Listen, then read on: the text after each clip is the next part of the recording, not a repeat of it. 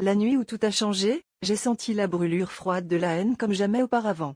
C'était lors d'une soirée tranquille dans mon petit quartier, où les rires habituels se sont transformés en murmures venimeux. Les mots qu'ils ont utilisés étaient durs, et chaque syllabe était comme une flèche dirigée droit vers mon cœur. Au début, j'étais paralysée par l'incompréhension et la douleur. Comment des personnes que je croyais connaître pouvaient-elles se transformer ainsi? Mais même dans cette obscurité, une petite voix en moi a murmuré, ne réponds pas par la même pièce. Alors, j'ai décidé de faire quelque chose d'inattendu.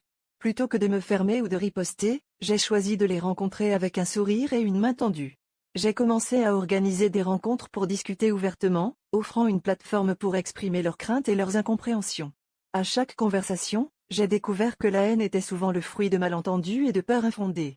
En montrant de la compassion, j'ai commencé à voir des changements, non seulement chez eux, mais aussi en moi. Lentement, le climat a changé.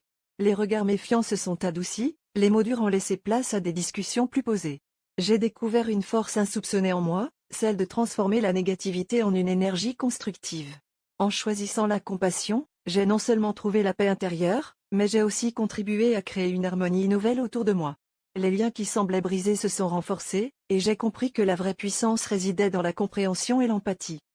À la fin, la véritable leçon que j'ai apprise est que face à la haine, la compassion n'est pas un signe de faiblesse, mais de courage immense. Cela demande du courage de choisir l'amour dans un monde parfois dur et indifférent.